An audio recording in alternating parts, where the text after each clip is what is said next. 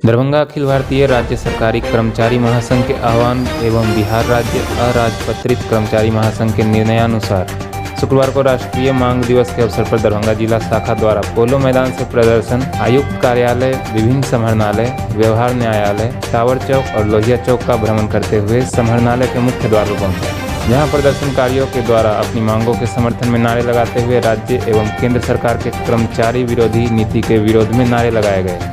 वहीं कर्मचारी महासंघ के जिला मंत्री फूल कुमार झा ने कहा कि केंद्र एवं राज्य सरकार कर्मचारी एवं श्रमिक विरोधी है, जिसके विरोध में देश भर में आंदोलन तेज करना होगा। वहीं हमारी मांग है कि नई पेंशन योजना रद्द किया जाए तथा पुरानी पेंशन लागू किया जाए।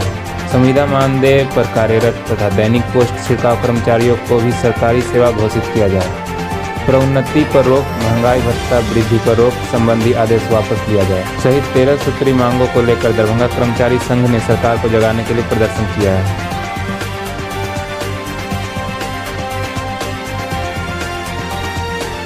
सरकारी कर्मचारी महासंघ एवं बिहार राज्य अराजपत्रित कर्मचारी महासंघ के आह्वान पर हमारे जो मांग है, राष्ट्रीय स्तर के मांग, राज्य स्तरीय मांग, उन मांगों को लेकर के आज मांग दिवस मनाया जा रहा है। हमारी मांग है सरकार से, केंद्र सरकार से, नई पेंशन योजना जो हम लोगों पर थोप दी गई है उसको वापस ले, सभी कर्मचारियों को पुराने पेंशन में आच्छादित करे, ठीका, संविदा, मानदेय, आउटसोर्सिंग, दैनिक पोस्ट छिड़काव कर्मचारियों को सरकारी सेवक घोषित करते हुए बिहार सरकार उसे नियमित वेतन में नियुक्ति करे।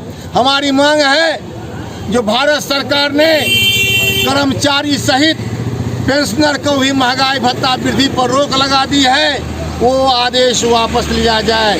प्रोन्नति का अवसर जो था लोगों को, उस पर 19 से रोक लगा हुआ है, उस आदेश को वापस लिया जाए।